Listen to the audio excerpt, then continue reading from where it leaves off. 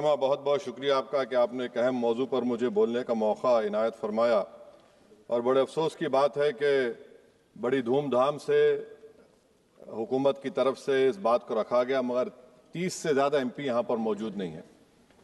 Madam, पहले तो मैं वज़ीर आज़म की इस बात की मजम्मत करता हूँ और उनको बताना चाहूँगा कि जिना के बारे में उन्होंने जो कहा था, हम तो जिना के सख्त मुखालिफ है, इसलिए भारत को अपना वतन माने, मगर 42 में आपके प्यारे वीर और जिना की पार्टी ने नॉर्थ वेस्ट फ्रंटियर, सिंध और बंगाल में मिलकर हुकूमत चलाई और उस हुकूमत ने 1.5 लाख हिंदू और मुसलमानों को अंग्रेजों की फौज में शामिल कराया ताकि वो लड़े। तो किसी शायर ने अच्छा कहा था वजीर आजम के बारे में कि फरेब देकर जमाने को पारसा ना बनिए, इन्हें कहो कि वो बंदा बने खुदा ना बने, अमीर शहर यही चाहता या हजरत कि हमारी चीख गले में रहे सदा ना बने। दूसरी बात मैडम, हमारे वजीर दिफा जनाब राजनाथ सिंह साहब ने बड़ा ही अजीब व गरीब और तकलीफ दे बात कही उम्मुल मोमिनीन के बारे में और उम्मुल किताब के बारे में। उम्मुल मोमिनीन उनको कहते हैं जो हमारे प्रॉफिट मोहम्मद सल्लल्लाहु अलैहि वसल्लम की वाइफ हैं, वो हम तमाम मुसलमानों की माँ, हम उनको तस्वुर करते हैं, मगर हम उनकी इबादत नहीं करते, हम अपनी माँ की इबादत नहीं करते। उम्मुल किताब कुरान है, हम कुरान की इबादत नहीं करते, कुरान अल्लाह का बिजावा कलाम है। तो उसके बारे में शायर ने अच्छा कहा कि खबर नहीं जिन्हें अपने दीन व मजहब की, हमें वो दीन का मतलब सिखाने निकले हैं। अहम बात यह है कि मैडम, हमारे मुल्क का आइन का इस लफ्ज से आगाज होता है वी द पीपल। इसका आगाज भारत माता के नाम से नहीं होता है। हमारे संविधान का जो प्रियम्बल है वो क्या कहता है? Liberty of thought, expression, belief, faith and worship. अगर दस्तूर का ये पहला सफा ये बात करता है तो फिर कैसे किसी शहरी को किसी खुदा, देवी, देवता की इबादत करने पर या सजदा करने पर मजबूर किया जा सकता है?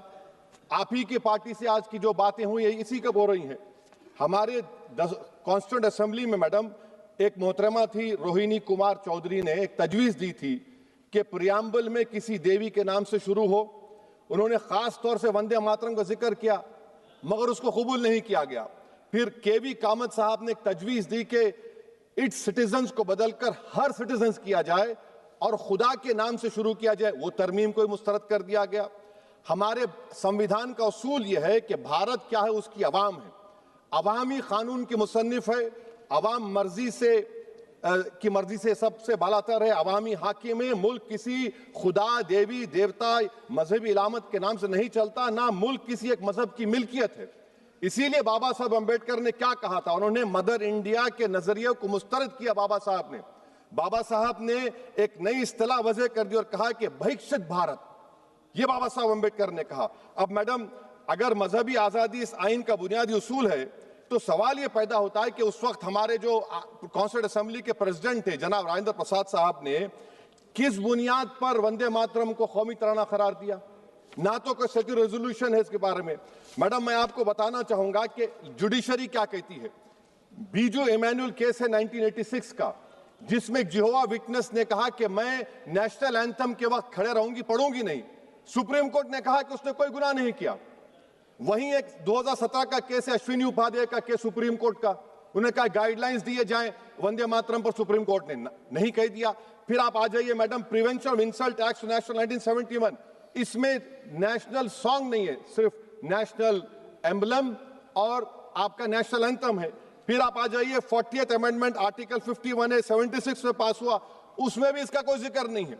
मैडम, मैं आपके सामने बताना चाहूंगा कि हमारा भारत एक इसका मजमुआ क्या है। इसमें हिंदू है, मुसलमान है, सिख है, ईसाई है, जैन है, एथिस्ट है, मेहनतकश है, किसान, गरीब, मजलूम और दलित है।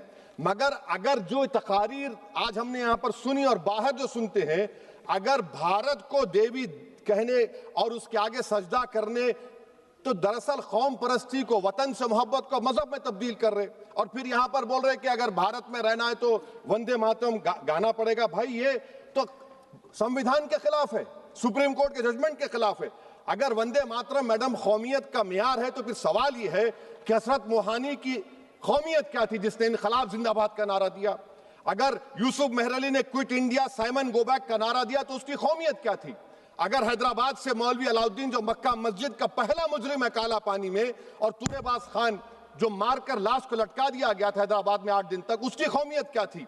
अगर इनायतुल्लाह काफी जो जिहाद का फतवा अंग्रेजों के खिलाफ दिया मुरादाबाद में, जब उनको 2 दिन में फांसी की सजा दी गई, और जब फांसी की सजा के वो जा रहे हैं तो इनायतुल्लाह मौलाना काफी की जबान पर क्या था? वो रसूलुल्लाह हमारे प्रॉफिट की नात पढ़ रहे थे। क्या पढ़ रहे थे?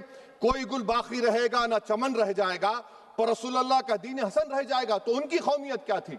माल्टा की जेल में महमूदुल हसन, हुसैन अहमद मदनी 6 महीने माल्टा की जेल की ग्राउंड में पड़े रहे, उनकी कौमियत क्या थी? अल्लामा फजल खैराबादी का वो सल काला पानी का पुकार पुकार कर से पूछ रहा है, जो वहीं पर मर गए, खबर वहां पर है, बताओ मेरी कौमियत क्या थी? मैडम, मैं एक मुसलमान हूं, मैं इस्लाम को मानने वाला बावकार इंसान हूं, और मेरे मजहब की बुनियादी तालीम तौहीद है, ला इलाहा इल्लल्लाह, नहीं है कोई खुदा सिवा अल्लाह के। और कुरान में अल्लाह क्या बोल रहा? इय्याका नाबुदु इय्याका नस्तईन, तुम मेरी इबादत करो, मुझे मानो। मुझे कहां से मिल रहा? आर्टिकल 25 से मिल रहा है। मुझे कहां से मिल रहा है? Liberty of thought, expression, belief, faith and worship से मिल रहा है। तो इसको जोड़ना ये बहुत ही खतरनाक होगा। और हमारे प्रॉफेट मोहम्मद सल्लल्लाहु अलैहि वसल्लम जब मदीने को गए तो उन्होंने उस वतन के लिए दुआ की, कहा कि अल्लाह मदीने की मोहब्बत हमारे दिलों में और इजाफा कर दे, मक्के से ज्यादा कर दे। तो ये इस्लाम, मुसलमान होना, हमारे ईमान में मुल्क की मोहब्बत बीच में नहीं आती, और मुल्क से मोहब्बत है और रहेगी हमेशा, क्योंकि ये अजीम कुर्बानियां यहां पर शामिल है जिन्होंने जंग आजादी में हिस्सा नहीं लिया। आज अगर वो वतन की मोहब्बत का दर्ज देंगे तो बड़ा गलत होगा। मैडम, मैं आपके सामने एक चीज पढ़ूंगा। 1937 रविंद्रनाथ टैगोर ने लेटर लिखा सुभाष चंद्र बोस को, मैं सिर्फ किसी ने नहीं पढ़ा ये। क्या कहा टैगोर साहब ने? But parliament is a place of union for all religious groups and there the song can not be appropriate. When Bengali Muslims show sign of stubborn fanaticism, we regard it as intolerable. When we too copy them and make unreasonable demands, it will be self-defeating. ये मैं इसको ले करूंगा madam, आप देख लीजिए। फिर दूसरी तरफ मैडम आप आ जाइए, मैं यहाँ पर बैठकर, हाँ, जितने तकारीर यहाँ पर हुए सब जनगण मन पर तनकीद किए। तो मैडम मुझे ये कहना पड़ेगा कि जनगण मन पर आप लोग इतनी तकलीफ क्यों उठा रहे हैं? आखिर इतनी तकलीफ क्यों है? तो मैं जब जाकर देखा तो मुझे 28 दिसंबर का ऑर्गेनाइजर मैगजीन का आर्टिकल मिला, जिसमें ऑर्गेनाइजर लिखता है कि what is the moral sanction behind government choice of Janagana Mana, except that it can be made an item of entertainment at the sumptuous parties thrown by government officials. आप बताइए, इसका बोलेंगे आप? और फिर उसके कैंड कैसा करते हैं? It will mean we can not love our motherhood. Madam please, it will mean that Vande Mataram is buried alive with the word Jangan Mana on the tombstone, for the tomb will also be of Jangan Mana of the will of the people. इस पर आप क्या बोलेंगे? Madam, मैं आपको ये बताना चाह रहा हूं कि वतन की मोहब्बत हमारे लिए बहुत अहम है, मगर ये बताइए हमको कि अभी मैडम यहाँ पर आनंद मठ के बारे में बहुत कुछ कहा गया। मैं सिर्फ 2 मिसालें आपको देता हूं। आनंद मठ के पेज नंबर 70 और 80 को पढ़ लीजिए। इसके बाद सनातन जहां मुसलमानों के घर पाते थे, इन्हें आग लगा देते थे। आप पेज नंबर 98 पढ़िए, हमें सिर्फ इन मुसलमानों को जड़ से खत्म करना है क्योंकि खुदा के दुश्मन बन चुके हैं। फिर आप पेज नंबर 115-16 दीजिए, फिर मुख्तलिफ इलाकों में मुसलमानों को सदा देने के लिए भेजे जाते, जहां मुसलमान आबादी नजर आती जला दिया जाता। फिर आप देख लीजिए मैडम, सफे नंबर 120 पेज 120, बंकिम लिखते हैं कि सनातियों को मालूम नहीं था कि अंग्रेज हिंदुस्तान को निजात दिलाने वाले हैं। ये आप क्यों कर रहे हैं? अब आप मैडम, मैं आपको पेपर्स दे कर दूंगा। मैडम, भारत में हमारी आजादी इसलिए आई और बरकरार रही कि हमने मुल्क और मजहब को एक चीज नहीं बनाया। हमने ऐलान किया कि हमारी मुल्क मुख्तलिफ तबकात मज़ाहिब पर मुश्तमिल है, हमारे मुश्तरका तकदीर हमारी कौमियत का सरचश्मा है, यह खास जबान सखावत मजहब नहीं है। अगर वंदे मातरम का मतन कौम और मजहब को एक बना देता है, अगर हम इसे टेस्ट बनाते हैं वफादारी का, तो फिर मान लीजिए कि यह गांधी, अंबेडकर, टैगोर, बोस और लाखों आजादी के सिपाहियों की सोच को छोड़कर गोडसे की सोच की हिंदू कौमी परस्ताना, मैडम खत्म कर रहा हूं, कौमी हिंदू कौम परस्ताना को इख्तियार करेंगे। मुझे वतन से बेइंतहा मोहब्बत है मैडम, और इंशाल्लाह हमेशा रहेगी, मगर बावजूद इसके कि मेरी मस्जिद, मेरी इबादत गाह, मेरे कपड़े, मेरे कारोबार पर हमले होते, मगर मैं फिर भी कहता हूं कि वतन मेरा, हर वतन को हम छोड़कर नहीं जाएंगे। मगर हुब्बुल वतनी का क्या मुतालबा है? हुब्बुल वतनी ये कहता है कि वतन से मोहब्बत है तो जुल्म को खत्म करो, गरीबी को खत्म करो, बेरोजगारी को खत्म करो, जबर का खात्मा करो, अमन का गहवारा बनाओ, पाकिस्तान की दहशतगर्दी को खत्म करो, एक्सप्लॉयटेशन को रोको, शरारत को रोको, मुल्क के खिलाफ की जाने वाली साजिश खत्म करो। मैडम, भारत एक चमन है जहां पर हर फूल को खिलना चाहिए। और अगर कोई इस फूल का अगर पूरे फूल खिलेंगे तो उसकी खुशबू से ये वतन मौतर होगा, मगर अगर इस चमन का माली ये कहेगा कि एक ही फूल खिलेगा, तो मैं जिम्मेदारी के साथ कह रहा हूं, अगर एक ही फूल खिलेगा तो वो सहरा बन जाएगा और माली माली नहीं रहेगा, वो जल्लाद कहलाएगा। तो इसीलिए मैडम हम उम्मीद करते हैं कि हुकूमत इस पर जोर जबर ना करे। मेरा राइट है, यकीनन मैं जानता हूं कि आजादी के लड़ाई में वंदे मातरम का नारा था, मगर अगर आप इसको जबर करेंगे तो ये संविधान के खिलाफ है। वफादारी का सर्टिफिकेट हमसे मत लीजिए, मैडम खत्म कर रहा हूं, वफादारी का सर्टिफिकेट हमसे मत लीजिए। आपके बुजुर्गों के कोई एक किताब में लिख के क्या लिखा है बता दीजिए, कहां पर क्या लिखा हुआ है।